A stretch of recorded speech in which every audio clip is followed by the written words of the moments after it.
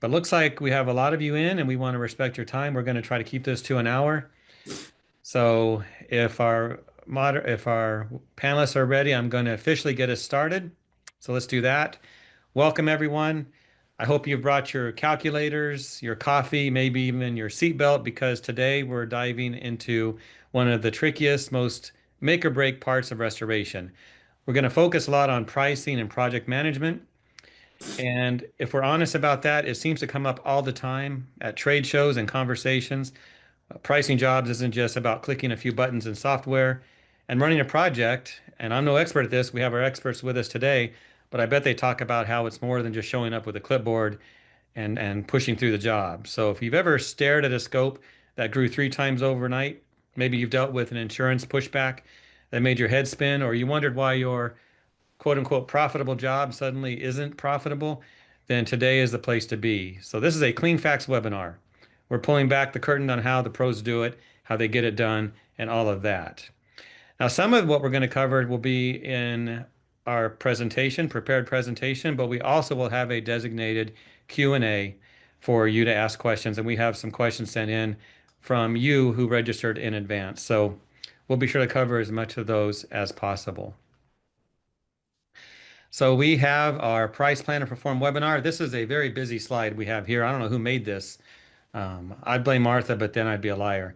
But I just put this together because we just, at Cleanfax, we offer a lot of stuff. We have our magazine, we have our video programming, our podcasts, and we have a picture of Martha. She just won't give me a new picture. It's futile. But she's a digital person. That's a digital picture. So Martha is here to help us with our slideshow today and making sure this webinar runs smoothly. Jeff, that's the same outfit in that picture as what you've got on today. I don't know if you realize that. I only have one outfit, Nate. Okay, I just want to double check. But I think you're right. Yeah, you're right. Maybe I just took that picture today. All right, so a couple of housekeeping issues before we officially get started. Interact. We want to hear from you. Our panelists have their chat open. If you want to ask a question, if you want to talk to them, you do it with the written word. They might speak to you as they see that happening. So use that feature. You can use the Q&A as well. I find most like the chat. It's easier. But either one of those, I'll keep an eye on it and we'll pull the questions from that. If we get questions that we can't cover in this live event, we'll provide those to our panelists to respond to later. Hopefully that will be something you can wait on, but that's the plan. You'll get a copy of this recording. So when you receive it by email, use it, share it, use it for training, whatever you need to do with it. It'll also be on cleanfax.com as a video replay. So you'll get a copy of this. So if you miss part of it, have to step away, don't worry about that. And cheer on the presenters. Jeremy, Nate, Brandon, they know what they're talking about. They're experts. You can cheer all you want. We will not hear you, but we will be watching the chat. So do all of this, but we're glad to have you with us. And now we'll have our sponsor message, the only commercial you'll see in the next hour.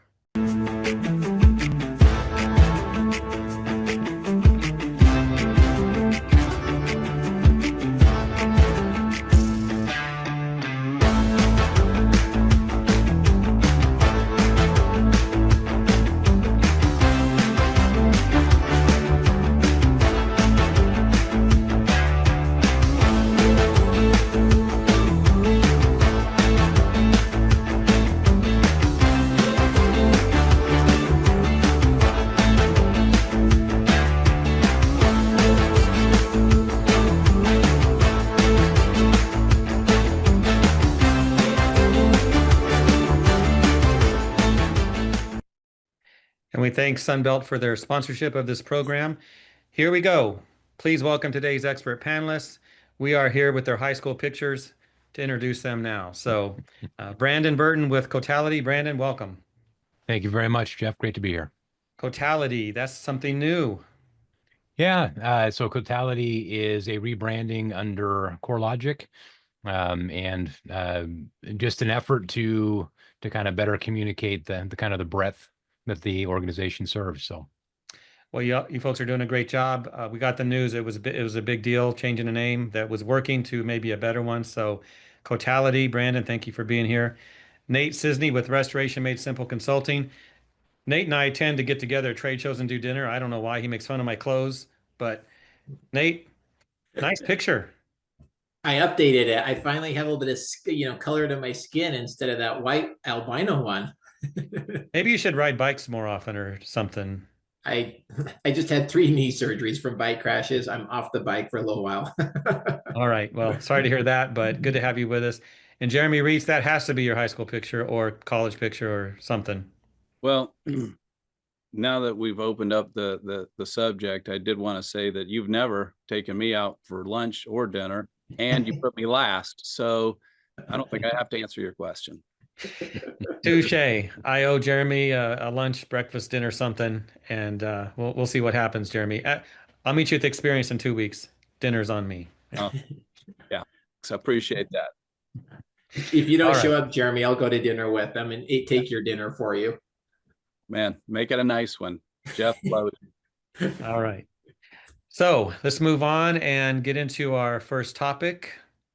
We're going to talk about pricing and just get thoughts from our panelists on this. This is a big question. There's probably no definitive perfect answer for everyone, but I know those on our webinar today and those that will be watching this later, we normally get several thousand people to watch these post-event, but you want to price it right. So here's our question. What's the biggest pricing mistake you see restorers make, and how can it be avoided before it costs thousands?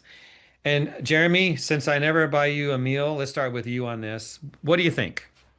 So I'm gonna answer it from a mitigation perspective, because that's, even though I've done both, I've done all the different services, I think that my thoughts are along that line.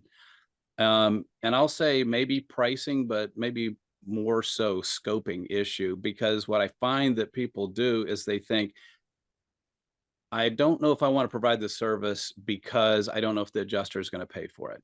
So I think that's a big mistake. You have to always start with what's the right job and then figure out how to get paid for it. We don't allow, you should never allow the thought of, well, I don't know, we might not get paid for it, to be part of the decision-making process if it's the right thing to provide.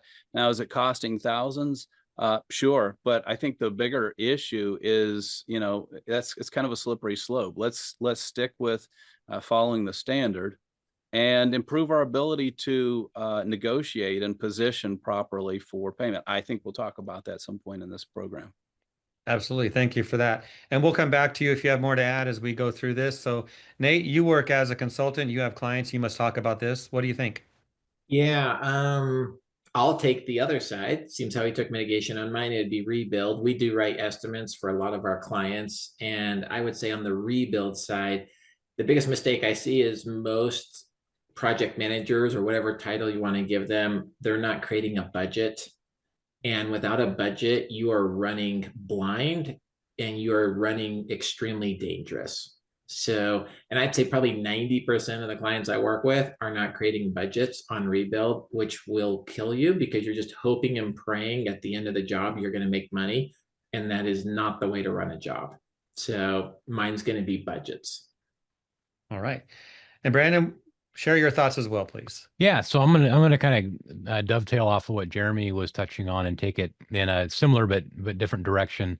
I think one of the biggest pricing mistakes that are made is it relates a lot to not having the right services in that scope, but it's because of a fear of restoration versus replacement. And I think a lot of times, from a project perspective, a lot of restorers don't feel comfortable taking the risk of restoring items because they're afraid of the pushback they may receive, even though they're perfectly capable of doing so. And if the right thing to do is to restore a material, even if at the end of the day, the net overall revenue on that project may be lower, the profit on that project can be substantially higher. Restoration is much more profitable than replacement. So when there is an opportunity to restore, what I would encourage is take that opportunity in that initial 24 hours, and you'll be surprised at it, as long as your documentation is good. All right, and we can get into that some more later with some of the further questions. There are a lot of opportunities for making a profitable project that saves your client a lot of money at the end of the day. So I think that's one of the biggest pricing mistakes I see, is just leaving services on the table in the mitigation end. Yeah, good points. Jeremy, anything to add to that? No, excellent Okay. point. Nate, rebuttal? Nope, I agree 100%. All right. You guys can argue if you want to. I mean, just saying. All right. We're just warming up. You wait. I know it. All right. So let's go to our next point and talk about project management that works. Nate, we're going to start with you on this. See, I'm going to be fair. It's going to be a different person every time. So as it says on the slide, everyone says we're on time and on budget, but what's your go-to tactic for actually making that happen in the real world? Well, I didn't know this would be the next slide. So obviously it brought up the budget thing, which is what I talked about a little bit. So um I guess the biggest thing, right? And I think we all know this is there's the number one problem in our industry. If you hear anybody complain, it's communication. So running on budget, I actually think is easier to do than running on time because with budget, I can control my costs, I can control my subs, I can get the bids beforehand, so I've got pretty good control. Running on time, sometimes it's out of your control, right? If you're subbing it, something might happen to your sheetrock or your painter. If you're doing it in-house, maybe something happens on a job that you weren't aware of, right? So I think if I'm just going to talk, and I don't think it's anything that's new to anybody on the call today, is the communication is still the biggest component, no matter what. When we owned our restoration company, I was constantly telling my project managers, if something's not going to work, let them know. Generally speaking, we could screw up on a job, and if we were communicating, the homeowner was totally fine. We could run a job perfectly and not communicate, and they hated us. So I will say communication is still the biggest part of that. You can screw up and communicate well, and they're generally forgiving of you. But when you're not communicating, it's going to bite you in the butt, whether you do a great job or a poor job. Communication. I mean, that comes up a lot in everything, doesn't it? Proper, Yes. good communication. Yeah. Brandon, add to that if you would like. Yeah, I'm going to disappoint you, Jeff. I'm not going to argue with what I That's heard all Nate right. say. I'm just going to expand on it. From my perspective, in that communication, one of the biggest pieces is managing expectations. I think, as a part of that communication, just communicating, what is being completed and how it's being completed is useful. But if that doesn't get accompanied by a management of the expectations of the client, then we're allowing the client to establish their own expectations for when project completion is going to be hit. They don't understand the complexity of what is being dealt with, the nature, especially in the mitigation end, but even in the put back and reconstruction phase. If we're not managing those expectations and allowing the client to use their perception of the simplicity of the work to establish that expectation for completion, we're going to fail every time. So under promise, over deliver. And that's one of the best ways to ensure that that on-time delivery is a promise that the customer actually believes. So under promise, over deliver.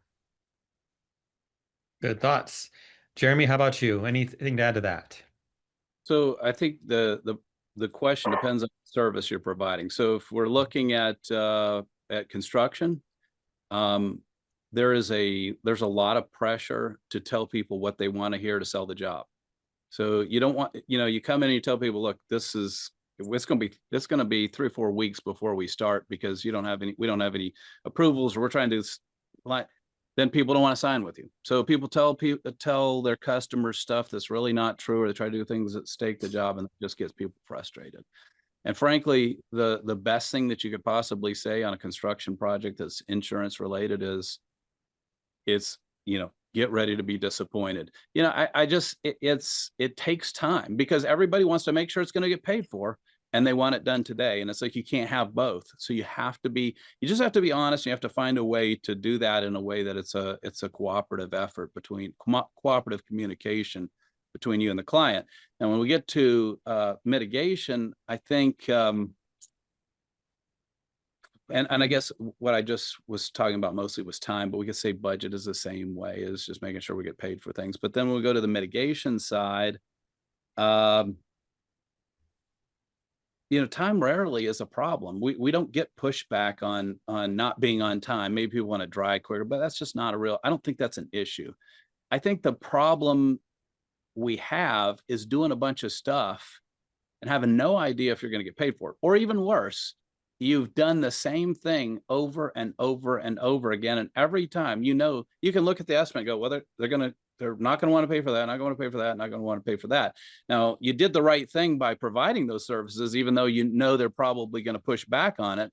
but you haven't done anything to do a better to position this service to get paid for it. So that's going to push you off budget. That's what I would say. I mean, I know it's kind of a little roundabout way of answering the question, but that's it. It's like not doing stuff and not working to figure out how you're going to get paid for it, just hoping for the best. Mm-hmm. So if we look at our chat, Alex is asking the question, and Nate, you answered it to us, but do you build buffers into your project timeline to account for unexpected or unknowns? That fits this topic. So, Nate, what do you think? Absolutely, right. We're a knee-jerk reaction. So industry, we're not general contractors that have months to plan out a project. So I would say you have to build out the buffers. You give timelines, but you don't give specific dates on stuff, right? Just because you have to.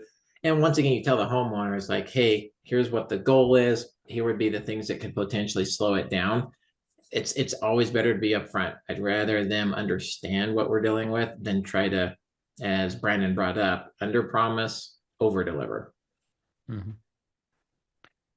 Yeah, and Brandon put a comment in there that's nice, an opportunity to communicate how the homeowner can influence that timeline. Yeah, especially the things that are common that can cause delays that the property owner or occupants have direct influence over. Yeah, if you communicate it in the context of that timeline and delivery, it helps set the right urgency and give them some ownership of those common headaches that we encounter that we would rather avoid. You know, I have had this conversation with others, like with other restorers, and I've asked how many of them have ever had a disaster in their own home, like a flood or a fire. And I just think if you've never experienced it, it might be more of a challenge to figure this out, how to deal with customers. But if you've been through it yourself, that empathy factor fits in, and then maybe this will help with the communication part as well. Have you been through something in your own home? Jeremy, Nate, Brandon? Yeah, I've had a Yeah, flood. Yeah, I have. And are you like offering to come burn somebody's house so they can get some experience? Is that the idea, Jeff? I mean, that's not, Depends on the house. yeah. I don't know if my context applies, but when the last time my family encountered something like that at home, I got excited. My wife got upset that I was excited. So my context a bit skewed. A little bit. Yeah.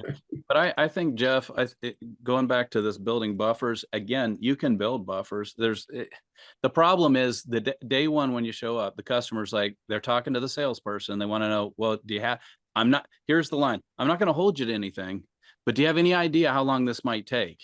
And here you go spout off, well, I'm going to say 6 weeks, because there's no way it's going to get done in 6 weeks. You already knew that, but you don't want to tell them it's going to take 3 months because you won't get the job. So it boils down to, if the salesperson is giving them a timeline, I'm pretty sure it's going to be wrong. And I don't mean, I'm a sales guy. That's what I do. But I mean, that's just the way. I think that's where the problems come from is we set the wrong expectations. Everything these guys said, set the wrong expectations right from the beginning in an effort to get the job. And then you can't deliver on it. And you start telling them it's going to take 3 months and now they're mad. It's just, tell them the truth.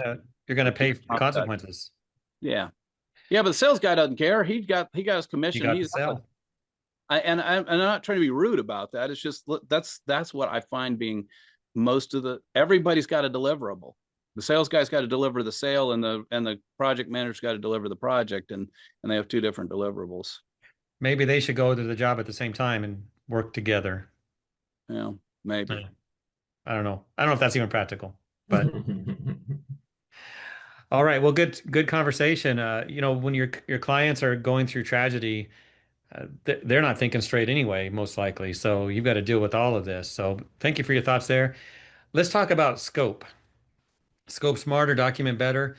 And when we were putting together this presentation, when I was working with the three of you, this term scope creep came up a lot. And it, as it says on the slide, it's a silent killer of profits. So, I mean, it might be a kind of a cool phrase, but it's kind of scary. Scope creep, taking over, killing your profits. And on this one, we're starting with Brandon, keeping our theme going here of being fair. Brandon, on this topic, what do you think? What would So you offer as far as advice? So scope creep is scope creep when communication is not effective and documentation is not effective, right? And again, I'll use the context of mitigation for my response to this. In the world of mitigation, scope is going to change. It is a variable from day to day as you respond to the dynamic nature of a mitigation environment. And the scope changing as new information is available is perfectly acceptable. What's not acceptable is either a lack of documentation to establish what is new and what's different and why it's different, and the services that are required because of it, and have that clearly articulated in your documentation, or to not identify the issues that have arisen in a project until 3 or 4 days have transpired. Right. Those are the two areas where it becomes scope creep, if you will, or it becomes a problem, because now we're talking about services that can be rendered, basically for free. So my kind of most critical statement to this is, discover it frequently, discover it often, discover it as quickly as you can, document it, and then provide those services and build for them, right? And from the mitigation perspective, obviously very different on the build back side, on the reconstruction side. There I would yield the floor to Jeremy and Nate. But from the mitigation side, it's know it soon, monitor frequently, document, and charge for what you do. Okay. Well, Jeremy, he gave the floor to you. Talk about the rebuild part of this, if you would. Okay, before I do though, I do have a question for you. What happened to this guy in this picture that has caused this face? I mean, this guy is in distress. I mean, That's the whole point of this webinar. Everyone's upset. is he the scope creep? Is that the idea? He just faced it. It showed up. I think you can't find his closed captioning. That's true. Yeah, by the way, for those that have wondering why we talk about closed captioning, there's a vote going on if you use it or not, and Martha's going to tally that and tell us at the end if everyone uses it or if they don't. We'll find out. But so I'll go ahead and answer your question now, and I'm going to answer. since I've ignored yours. Yeah. Okay. Yeah, you did. So I'm just like, okay, whatever. Reconstruction. So there's, again, communication. We've talked about this. I don't want to go back over that. I'm going to pick something different. I found when we did reconstruction, a big area of scope creep usually surrounded changes that had to do with, like, it used to be like this, but now we want to upgrade.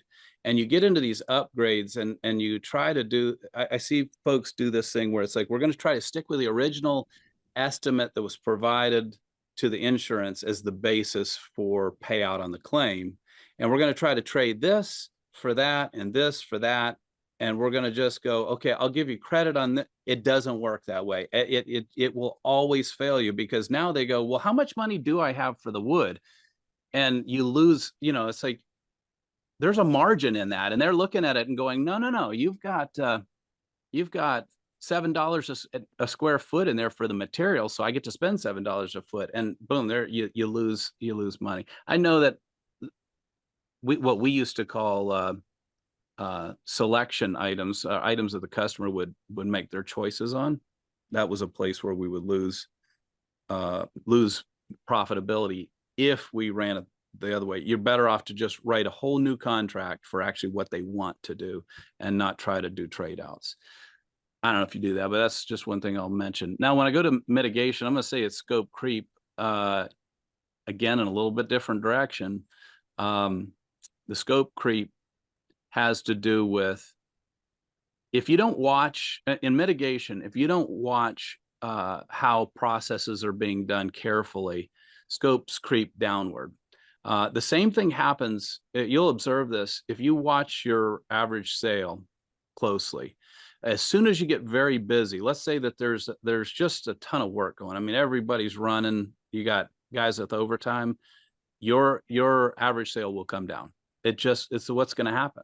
And it's because people do, I mean, I worked on the trucks for a long time, and it's like, as soon as you get done with that one, I got another one for you, and I got another one for you, and I got another one, and you start rounding the corners off, is what I say, so you start missing the little things. And so now the scope is creeping down. And so that really, it's a silent killer, because nobody's paying attention. Nobody is watching that. The only person who's gonna get irritated or fix mitigation scope creep downward has got to be you. And if you're not watching it, no adjuster is going to call you and say, hey, by the way, you didn't this or that or the other. So that's what I would say is the silent killer. But your question is really more complex. It says, what's your first move when you see it creeping in? And so it goes back to, again, you probably don't have good processes if you allow that to slip. You need to have checkpoints on every scope, and you need to be reviewing those real time, not after the estimate is written. It's gone at that point. You need to have someone who's reviewing that scope before the job is, before the initial emergency services are over, to make sure that things aren't being missed. And of course, track a variety of different KPIs on those estimates themselves. You called my question, what was the word? Perfect? No. No, I'm sure it wasn't that. Maybe it was Yeah. either more comprehensive or Comprehensive. Yeah, that works. So I owe you 2 meals, 2 dinners. So see how this works? Nate, Can I, you might can I not just get get it to, can I just get it to go? I just was really in it for the food. absolutely. I'll DoorDash it. Nate, what do you have to add to this before we move on? Jeremy talked so much on that last one. I don't know if it's possible to add anything. So, no, and this might spark a little bit of debate between us, right? So, as I mentioned, we, as part of our service with the consulting, we write estimates because we're trying to help these guys recognize what they're missing on jobs. So I get to see the scope creep every day. And I'd say the hardest part is, I think, for owners, and I still haven't come up with a great solution, is number one, trusting technicians out in the field. And this is nothing against technicians, but scope creep happens because of poor documentation. 10 years ago, it was pen and paper, and we couldn't get our guys to fill out pen and paper. Now it's in Circle or Clean Claims, and I still, even with those technologies, I can't get them to fill everything out, right? So everything starts at a technician level. If we're talking about mitigation, is how do we actually get them to do it? If we're the negative, pessimistic, the glass is half full, and we say, hey, those guys will never do it because that's not in their DNA and it's not how they're wired. And if that's the thought or the rationale behind it, then to Jeremy's comment, you've got to have good oversight, which means you've got to have good managers who are checking up on the jobs. And those people are, quote unquote, making sure that scope creep doesn't happen. So I think my answer to the question would be, if you have the resources, for small companies, this is tough. For bigger companies, not so much, is that you truly have a manager, a manager, a lead tech, whatever it is, that's checking in on these jobs to verify that everything's being documented, which seems somewhat redundant because we would like our technicians to do it, but it seems time and time again, it's very hard to get them to do that. So I'm going to say job oversight is probably the biggest thing for me that I'd say that would eliminate scope creep. For someone with nothing to say after Jeremy, that was pretty good. I'm sorry. Touche. Yeah. Was the I'm sorry about what you said about me, or I'm just trying to just decide if I'm going to accept the apology? Yeah. I wish I could mute some people here. Because But he anyway. doesn't even answer. It's like, I'm just telling you, and you hurt my feelings, bro. I'm a little sad over here. I think we beat this topic to death. Let's talk about something fun. How about the insurance industry? Insurance gotchas and adjuster drama. Could probably spend a lot of time on this, but we only have a few minutes. And Jeremy, we're back to you. So, what's your experience with this when you deal with insurance companies and you have walking the line between what's billable and what the adjuster will actually approve? Do you see it better now than in the past, or is it getting worse, or what do we do? What do you think? It is definitely becoming more challenging. Often there's less logic in the discussions, and more really just this is policy. So I'll just say there's no sense in talking about what we can't control. we need to focus on what we can control. And then there's a couple of things there. One, begin negotiating much earlier than after you've delivered the estimate on mitigation work. In other words, don't wait till you're done, because it's all about strength of position when you're getting into negotiation. If you've already done all the work and all I have to say is I'm not going to pay for that, and you'll really not have much recourse because you don't have any way to come back against me. Well, that's where you're going to be left. You're going to have a lot of give back. And the second thing that I would recommend is stop thinking in terms of approval, and everything, because everything's billable, and not. And I see the word approve, and I'm kind of a word guy, so I'm like, we don't use that word anymore, because approval is a yes no question, and things aren't that simple. We need to go to, how do I get agreement? Because something needs to be done, then it needs to be done. But we need to seek agreement, even if there's some adjustments that we need to make. But you don't get agreement if you don't start working early in the project. And you need to understand where you're going to have resistance and overcome that resistance early in the project. And you know what? If I come into a project and I know I'm going to have 30% of my bill, up for debate, I'm going to have a conversation, because I might not want to do that job. So anyway, two things: negotiate earlier, seek agreement, not approval. All right, Nate, what do you think? Is there more to add to that? What would you do in this situation? I agree with Jeremy. It's getting more challenging, for sure. When we had my restoration company before it got bought out, I was always the guy. I was always the happy-go-lucky, and I always advocated to anybody, and I still do my clients, that you should talk to the adjusters, right? Because they can be your friends or they can be your enemies. And I still believe that firmly, 100%. But I also, just being a realist now, I'm finding that adjusters, I'm going to put it in my own words, adjusters are being told not to talk to the contractor. So the bottom line is, and this is really unfortunate, and I think this is where our industry screwed up 50 years ago, is we don't have a contract with the insurance unless it's TPA work. And the insurance doesn't have a contract with us, but both of us have a contract with the homeowner.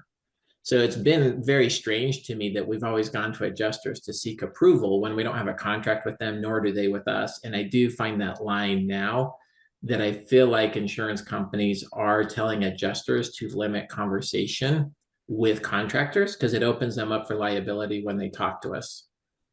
So it is, I think in my opinion, and it could be debated, we really need to be communicating very closely with the homeowner more than we ever have.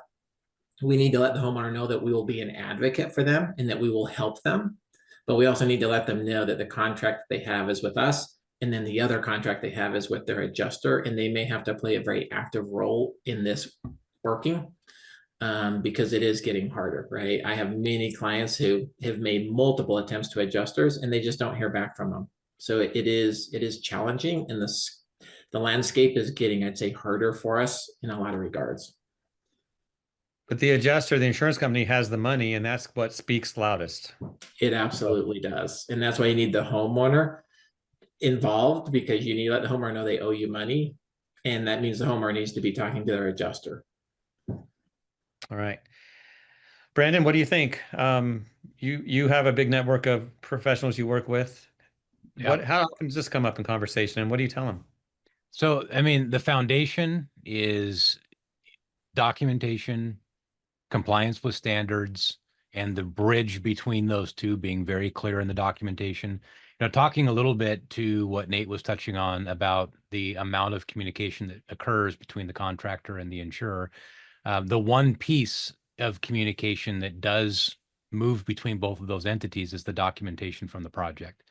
And so it's critical that that documentation does speak to the integrity of the work that was done, the compliance of that work with industry standard of care, all of that being clear and present in the documentation is becoming more and more important and more critical. The other thing in that's kind of one step beneath that is the integrity of the data transfer between the field and the office for the contractor itself. Kind of touching back on something that Jeremy was touching about with the scope creeping downward. Another thing that's kind of intrinsic of that trend is that the information where it really is best captured in the field, or at least in some way, the fidelity of that information being captured in the field is getting lost. And a lot of that fidelity is being added from the office from a set of eyeballs that were never in the field. And when that happens, it's really difficult to properly embody the documentation that's being served up to, whomever it is that's being served up to.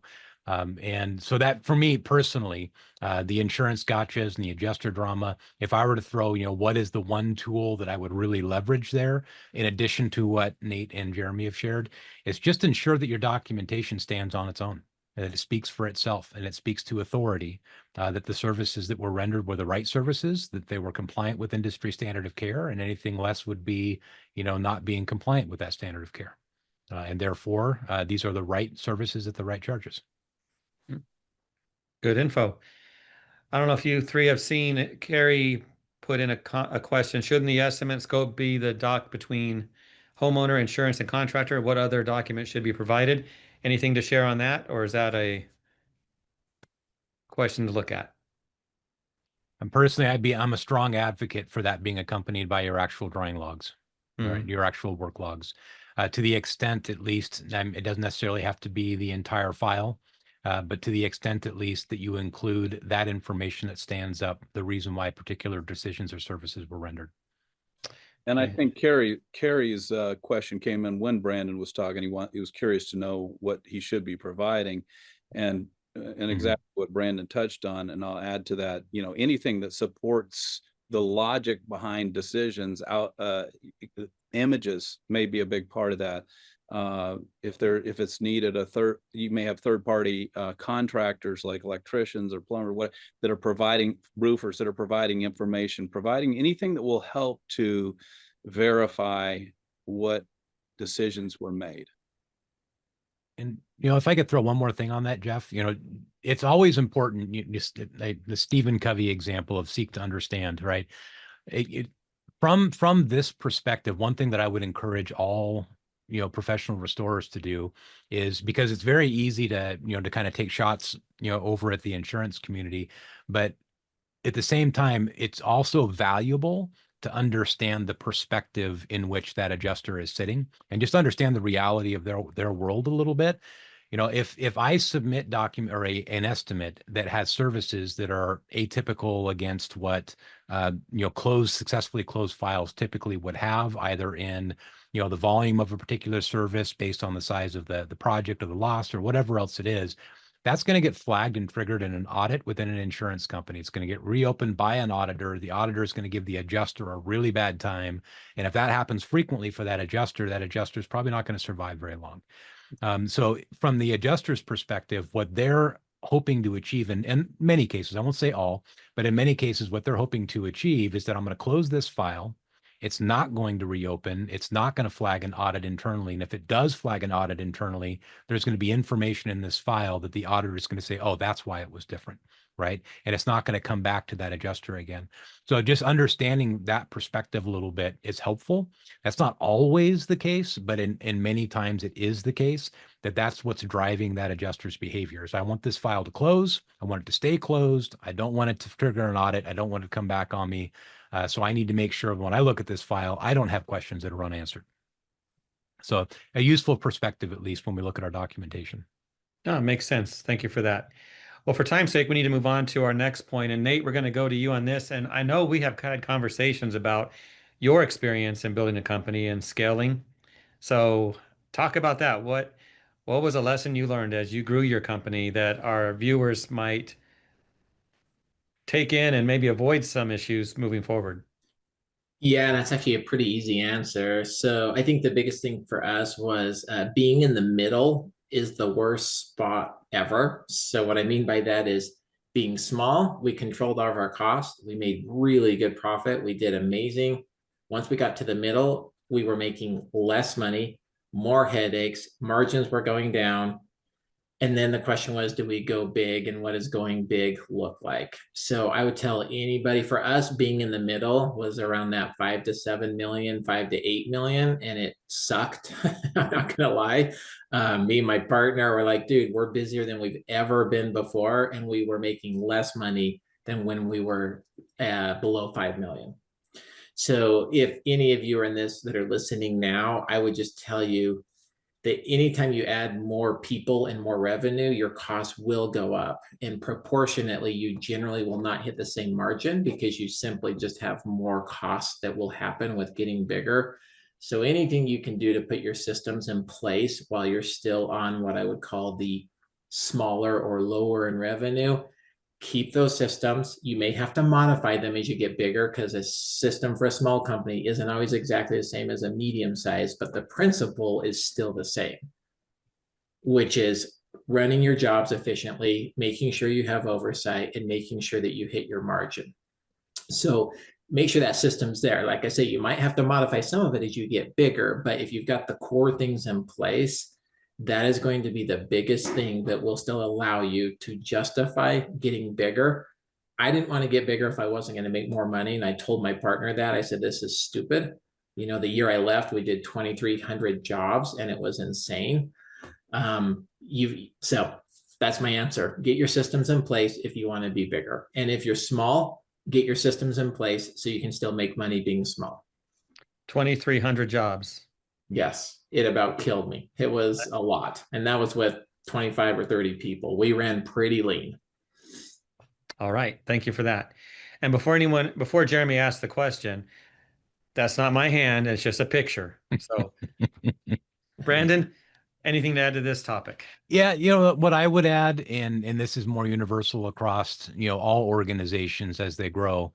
I think one thing that we have to watch as we do scale is just the distance, the delta between the pride and a sense of ownership and quality for the organization and the work. The larger the organization gets, the easier it is for the distance between those two to become greater, right? Because where the point of work is, the point of customer contact, where the trenches are, the bigger an organization gets, the further removed that is from the entrepreneurial mind that had the passion for the organization and the brand and where that individual sits. And if we don't manage that and control that and drive that sense of ownership and pride all the way down to the trenches and have systems in place to do that, then, you know, just organizationally, you know, that resource, the people resource, the most important resource of any organization, you know, isn't going to have the right DNA where it matters. So I'd always drive that home. The second piece is that as an organization grows, I think one of the things that starts to diminish very, very quickly when we start, you know, significantly ramping up, you know, the number of people resources that we have is just the amount of onus we put on the skill set of those individuals that are in the trenches and doing the work.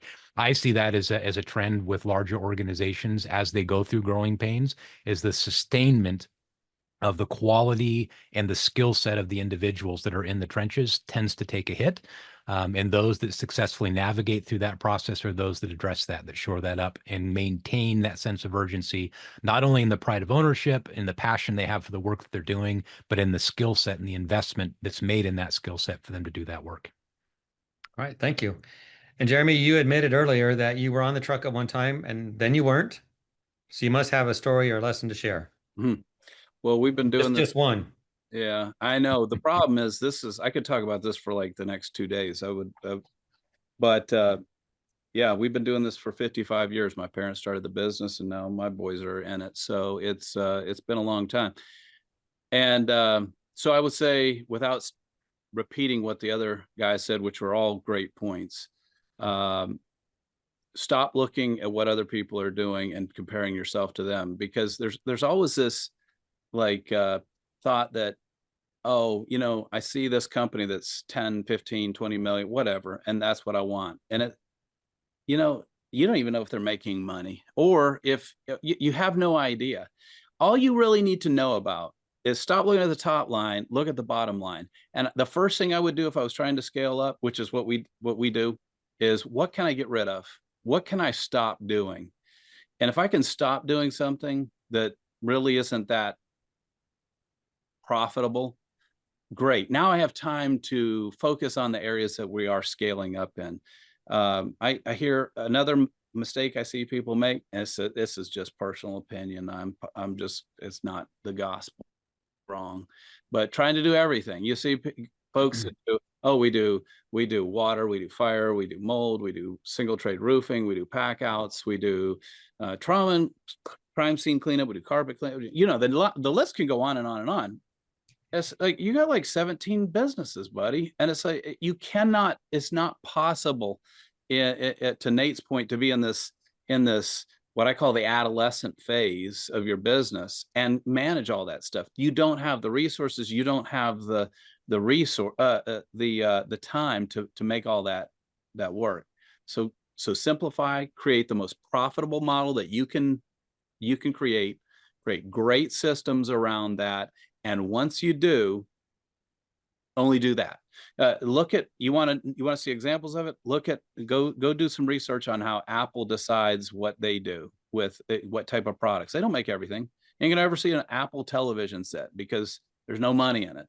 But they make a little box that probably costs them nothing to make, charge way more than the TV, and then rent stuff out of it. It's just, it's a very profit-centered mentality, and they do it for a reason. Right? You can't do everything. Look at automotive manufacturers. You can't buy small little four-door cars. People want them, but they can't make any money doing it. So stop it. We've got a lot of things we should stop doing. Somebody else will do it. Just do what you do the most profitably, and that you're in the best position to build and make a living off of. That's what we're here for, not to work. I say I'm not here for the work. I'm here for the money. And I know it's not funny, but it's true. No, it makes sense. Very honest and forthright answer. And those watching this webinar, if they were to apply these points you have shared, all of you, we just simplify and help them be more profitable. Implementation is often the challenge. But we have one more topic before we get into a couple of questions. And Brandon, we're going to you on this. This, I think, is your world, Brandon, tech. At least that's what I see. So talk about that. What tools Yeah, have so you seen that have just moved the needle and made things better? So it's a difficult question, and I have to preface this by saying, although I work for a software company, I'm not at all a trained software person by background, right? Okay. Anybody who knows me in industry, I come out of the hardware side of the industry. And really the reason why I'm in the software side of the industry is only because I have a really strong passion for proper process, right? That's always been where I've invested my time in industry as an educator and a trainer. As at the end of the day, if we all do what's right because it's right until it feels right, then it'll be right, right? As a very wise man once said to me. So from that perspective, technology is not necessarily right, unless it does what's right because it's right for your organization. And I think that's part of the problem with a lot of the technology we see, available not only today in our industry, but historically in our industry. Just because it does something cool doesn't necessarily mean that it does something right. And AI is a great example of this.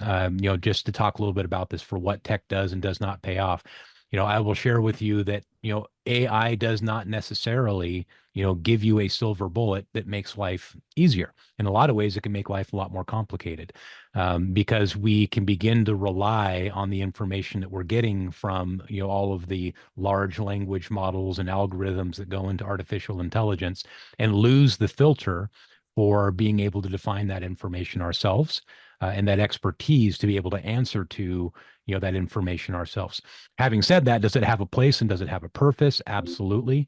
And where I see technology that is a benefit to this industry and this community is where it helps preserve and protect the integrity of the data flow from the field to the office.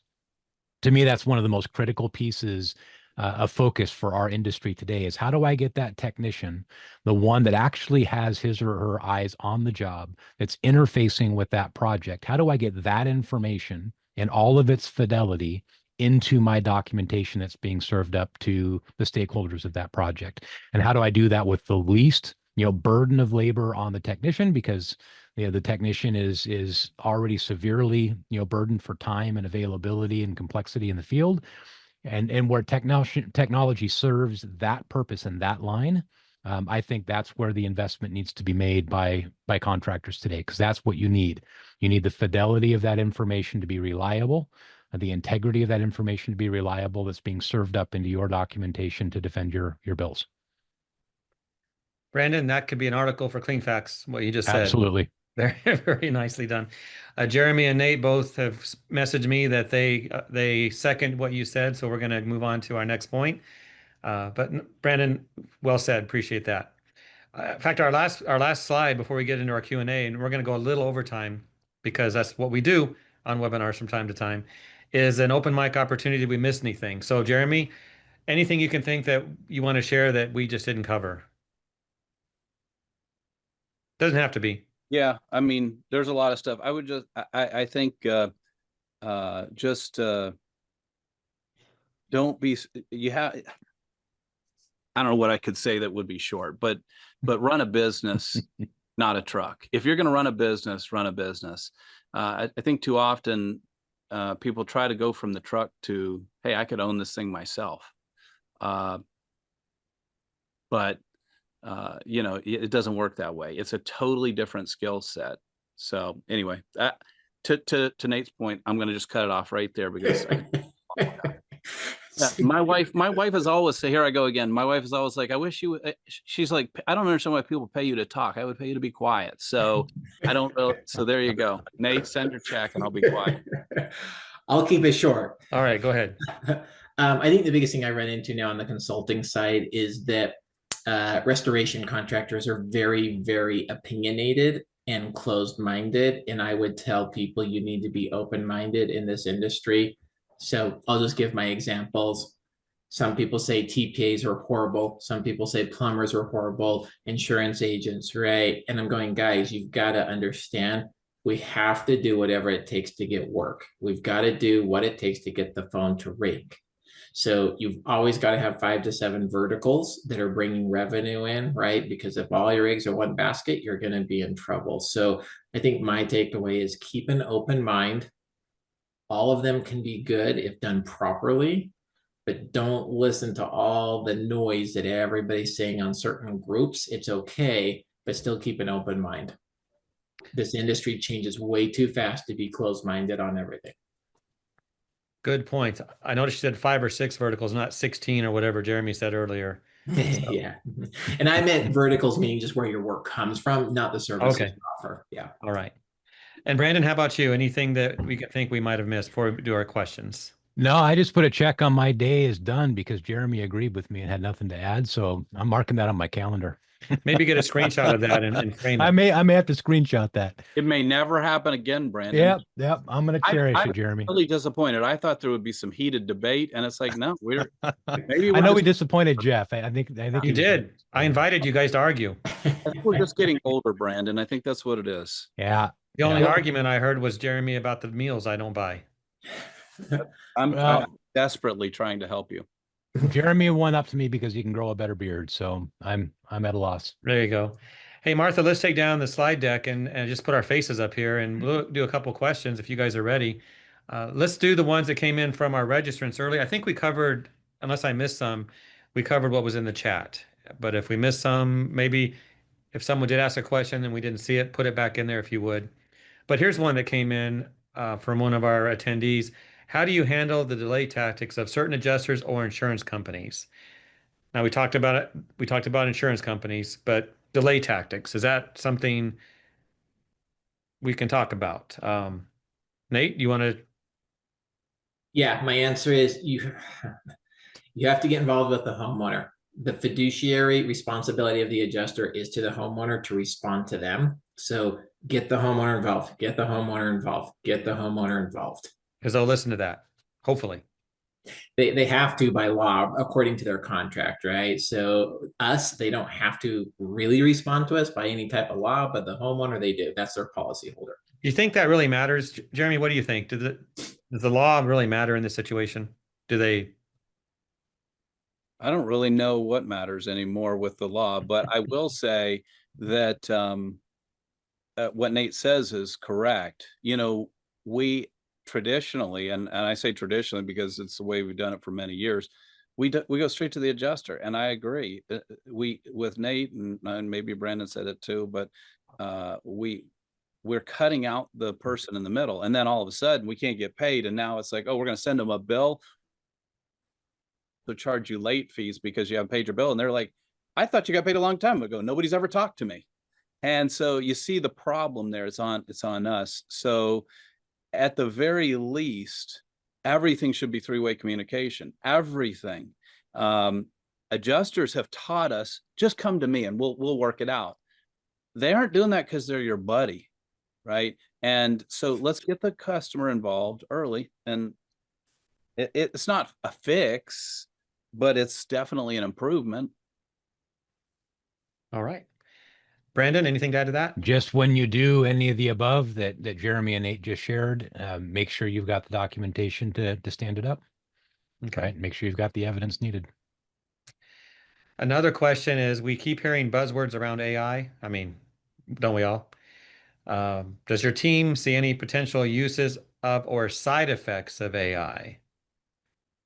What do you think, Brandon? Yeah, I've already seen some. Okay. And not to get super specific, but I've seen a lot in AI, and I'll speak from my other hat. I'll take off my software hat and put on my industry standard of care hat for just a moment for my ICRC and standards.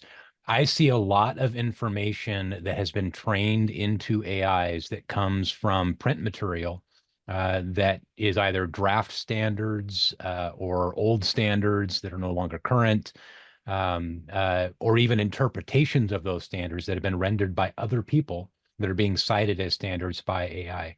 And that's the reason why I tell you, you got to be really careful when you're using something like AI to write report language and things like that. And if you trust that the information you're getting back from that is accurate, you're going to shoot yourself in the foot because you're going to be citing something that is not accurate to standard of care, that is not accurate to language, to law, to a number of different things, because you don't know what the underlying foundation stones were that were behind that large language model. That's what kind of builds the responses in these AI tools, that is informing it, to put those words back on your screen. So be very cognizant of that. It can help you get a rough draft. It can help you get some things you may not have thought of, but don't say anything that you don't know for fact. Don't trust AI just giving you fact. Yeah, got to do your research yourself, Yeah. fact check and all that. Jeremy, you see the same thing? 100%.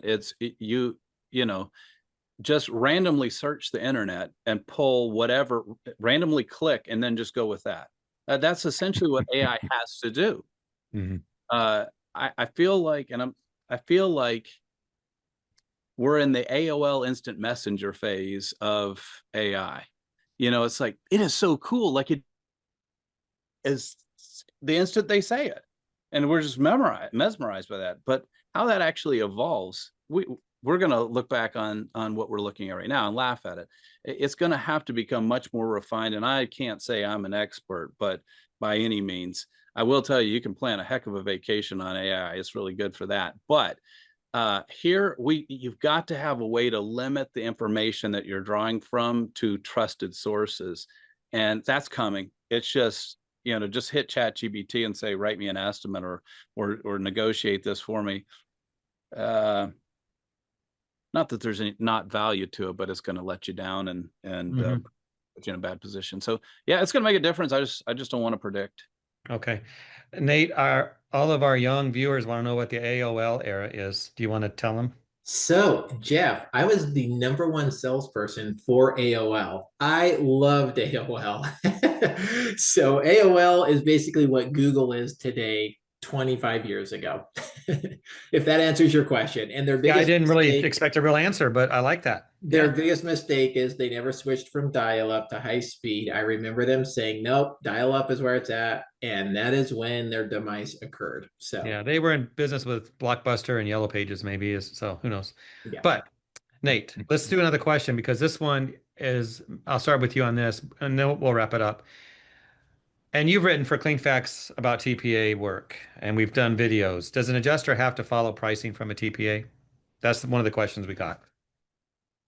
Well, I need to preface how I answer that probably. So if the job is being run through the TPA and the adjuster is representing the TPA on that part, then we as contractors would have to follow the guidelines according to the TPA requirements. If you have a job where it's a separate adjuster and it's not being run through the TPA, then no, you do not need to abide by that if it's not going through the TPA, if that makes sense. I don't know if that, you kind of have different types of jobs and how, if it runs through or if it doesn't run through, as to how I have to answer that question. There's no yes or no answer then. I'm going to say no, unless we were to really nail it down. And I know we don't have time to do that. I would say we could get to a yes or no, but for this sake, no. Okay. Brandon, anything to add to that? Not specifically, no. Okay. I Jeremy? agree fully with Nate.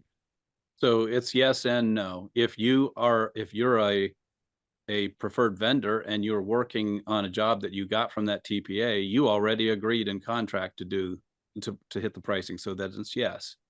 If you are not part of the TPA, part of that program, and then I'm not sure if you're talking about like a third-party reviewer. Third-party reviewer is different than a TPA. So third-party reviewer is probably what the question is. And so to be clear, third-party reviewers only provide a recommendation. They don't actually adjust. So no, you don't have to go by that. Yeah, some of these questions we receive, there might be more to the story, but good responses all around. But we want to respect everyone's time. We still have a lot of people still with us, but I do want to thank Jeremy, Brandon, Nate, and your comedy as well for being here today, because we learned and we laughed. And Jeremy, what? What? We did not wrap up the study on closed captioning. Yes, We actually have an answer. You won, Jeremy. You won. According to Martha, no caption won hands down. Right. And as it should be. Brandon and I agree again. All right, but Nate, you're a caption guy? No, I'm not a caption guy at all. Ooh. But I will say, every time I kept seeing people say no CC, I thought Jeff was asking for their credit card to get money. No, I don't have my CC. No CC. I'm like, why do I see all these CCs on here? Yeah. Got to pay for that dinner.